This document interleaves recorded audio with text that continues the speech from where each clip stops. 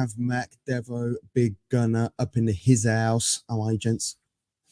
Very good. Very good. Oh, yeah, we good, man. We good. Happy day. Oh my God, you got to sound tired, tired. Just wake up, man.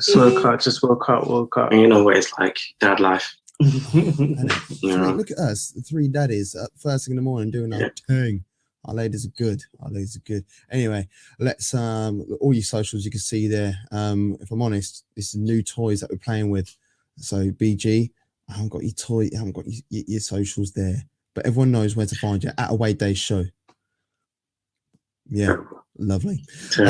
Let's talk about Group B and Group C. We'll first start off with the winner takes all game between Ukraine and Austria. Baumgartner with the goal after 21 minutes. Devo, big Bundesliga boy like myself, talk to me.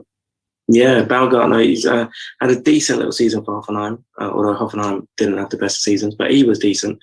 One of the good young players that Austria have got coming through. They haven't got many of them, but yeah, he's probably the best of the youngsters they have. And he took it well. Poor defending, to be honest. You shouldn't have that much space in the middle of your box to just stick a leg out and score like that. But I think over the 90 minutes, I think they deserve to win it. Arnautovic missed a sitter as well, which could have made it a lot more comfortable than it actually was in the end. But I think Austria deserved to go through. If you look at their performances throughout the tournament, I do feel a little bit sorry for Ukraine, but they just fell short. Feel sorry for them a little bit, to be honest. Yeah, I do feel sorry for them as well. But if it was a winner takes all situation, I'm backing my boys. Are you on the Austria train now, GBG? Nah. Okay. Nah. It's just someone's got to go through. So it was their turn to get through. As we spoke about yesterday, they've got quite a few half decent players. Obviously, they've got Alaba that can play everywhere. They've got Sabitzer, they've got Navic. So they've got a decent enough team to cause some teams trouble. Have they got Italy next? Italy next, yeah. Yeah, so that's going to be an interesting match. Italy don't look like they've got any weaknesses, but we don't know how they're going to be. They might come into this match being overconfident, and then Austria just hit them. Anything could happen in knockout. So, it's a one-off match. Austria are going to be up for this because they don't know when they're going to get back into it. Italy always get to these stages, so they know how to navigate themselves through it. So I'll be very, very shocked if Italy don't make it through past Austria. Yeah, I like the fact that Austria changed their formation. They went with a back four rather than playing this three at the back stuff. It's not been working. So I think it's smart management. Really happy with it. And the other game in the group was North Macedonia finally bowing out, unfortunately, which everyone expected before the tournament started, but they made such a great account of themselves. Netherlands with a 3-0 win.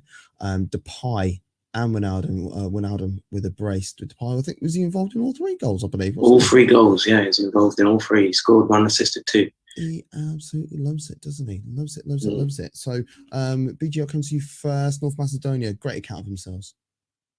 Yeah, again, they're one of those teams that everybody just wanted to see score a goal, to be honest. When Pandev scored in the last game, or the game before, everybody was excited. They wanted him to score again today. Obviously, we saw Schneider in the crowd today. Obviously, he played with him at Inter Milan and won the Champions League with him. So he's so respected around the world, to be honest. And like we keep making jokes, the guy made his debut when we was all in school still. So it just shows the sort of quality you have. I know he's playing for a lesser country, so he's probably going to carry on longer playing for them than he would carry on if he was at another country. But yeah, they had a goal chalked off today as well. That was another good goal that they would have scored. But yeah, it is unlucky. I wouldn't say no, it wasn't unlucky. They just don't have enough quality. They didn't have enough quality, but they're just one of those teams that are just not.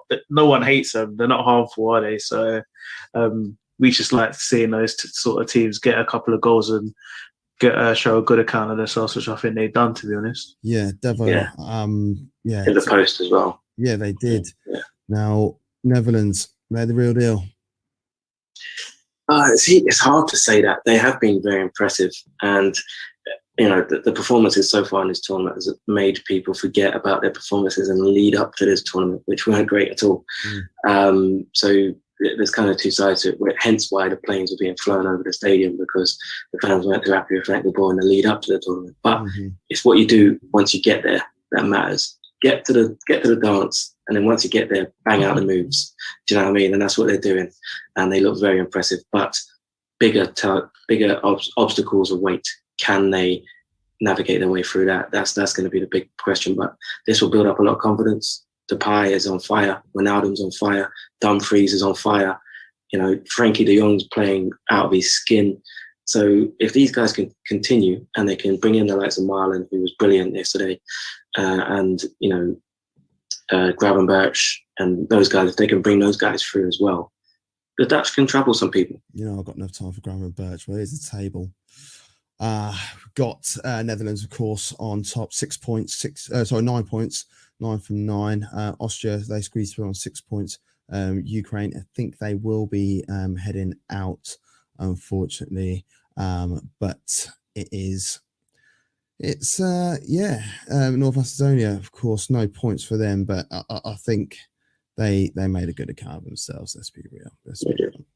Anyway, let's move on to Group B, and we will talk about Finland and Belgium. First of all, Finland, they thought they might be going through. It was all going for them when it was 0-0 for a long period of this game. Devo. Yeah. I thought it was going to be like Iceland Mark II. I'm not going to lie. Yeah, and the thing is for Finland, I feel sorry for them because the entire tournament's been overshadowed by what happened in the first game. Through no fault of their own. Obviously, it was a horrible, horrible situation, but they picked up those 3 points off the back of that situation. And that 3 points was almost enough in the end to see them through. And it's their first ever international tournament. And it's a kind of bittersweet thing because you don't really want a team to go through off the back of what happened. No. But you also feel for them because it's their first ever tournament. They might not get back to this stage. But in the end, it wasn't enough. Belgium, the ruthless towards the end of the game, were much, much better side. And in the end, the quality of Lukaku, De Bruyne, and co really shone. And it was a deserved 3 points of Belgium. BG. Yeah, I agree, man. It's been tough, innit? I think it affected everybody, not just the players. It affected us watching it. But to have a team go through losing 2 games is for me, it's just nuts. Obviously, 3 of those teams lost 2 games in that group, innit? So they were all as bad as each other. Anyone could have gone through on the day, and it was just that Denmark managed to pull it out and get 4 goals because that's essentially the goal difference to send them through. Let's get that game up, actually, yeah, because I think in terms of ability and the way that both teams normally qualify for tournaments, they're very evenly matched. But for me, I think Denmark are far superior to Russia, man for man. And I feel that this was their moment to dominate amongst all their home fans as well. I totally agree. But again, it's just literally everybody wanted them to go through as well, obviously, for what happened. So I wouldn't say it was unfair. It wasn't fair on them, not fair on Ericsson, not fair on anyone, to be fair. But if any team was going to go through, everybody wanted it to be Denmark. And like you say, man for man, Denmark, out of the 3 teams, definitely the strongest team. So I think we all would have expected it to go this way anyway when it at the start of the championship. So I don't think anyone's too surprised that Denmark have gone through. Devo, before the tournament started, we were talking about Damsgaard and one to watch, and what a goal he scored. Not even the best goal. What a goal. No, great goal. It was a brilliant finish. And I've got a lot of time for Damsgaard. And I hope that he's able to flourish throughout the remainder of the tournament, however long that is for the Danish team. But yeah, brilliant goal from him. I think he's a brilliant player.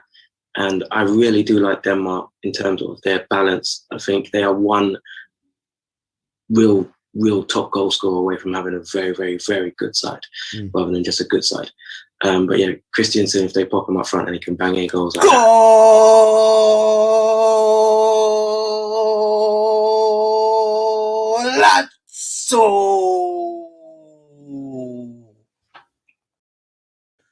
Sorry, Devo, I cut you off there. I didn't. Yeah, no worries. Understandable. Brilliant goal. Absolute wonder strike. He hit that with like as if the ball had cussed his mum a couple of times. He's like, I'm not having this anymore. Oh yeah. Have that. Bang. Brilliant goal. Brilliant goal. Now, just gonna try and get this table up. Actually, where is it? I'm still getting used to all these toys, all these toys. There we go. Group B table. So Finland, yeah, at one point they were through, then they were bottom of the group at one stage, and then Denmark flipped it over. But yeah, Denmark, they go through second with their 1 win and 2 defeats, and yeah, but they're through, and that's all they care about. They couldn't care about anything else, could they? I think they got Wales now. I think it's Wales versus Denmark next round. Yeah, interesting game. That should be a good game. Really looking forward to that. I'm looking forward to every game. It's not a game I'm not looking forward to. So here's what it is. Right then. So I haven't got very long. Well, I've got 3 minutes. I can squeeze that out. So yeah, Tuesday's games. Let's be real. Both at 8 o'clock. One's in London. One's in Glasgow. One's a winner takes all. The other one is who do we want to avoid in the next round? Czech Republic versus England, Croatia versus Scotland. Quick synopsis on both of those. Devo. I don't know. England have got to go through, but anything can happen. You're just banking on, or they're banking on. The Croatia Scotland just being a draw, to be honest. That way they could just, they're through anyway. So now we don't know what's going to happen. I'm hoping he just puts out a team that's going to win the game, so they have something to go through into the next round, like with a bit of confidence. But with Gareth, we just don't know what he's thinking. Obviously, Mount and Chilwell hugging Billy Gilmore means that they're now self-isolating, so probably won't be playing anyway. So hopefully we get to see some of the players that we actually want to see play. And yeah, just hopefully it's a good game. It kind of has taken a shine off the game now that we know that they're through, but hopefully we get a half decent game to watch. Yeah, and Devo. Yeah, England have to win this game as far as I'm concerned. They have to, because they very much aware of the negativity surrounding. They got booed off against Scotland. That should motivate them to win this game, and I think you'll see a much more attacking England side, especially knowing that they're through already. I think Gareth will take the handbrakes off a bit. I really hope Scotland at least get 1 goal, because I had money on Finland being the lowest goal scorers, and if they match everybody else, then everything's all good. If not, it's just a waste of a tenner. But of course, follow us on all the socials. There's a live watch along later on tonight via the Away Day show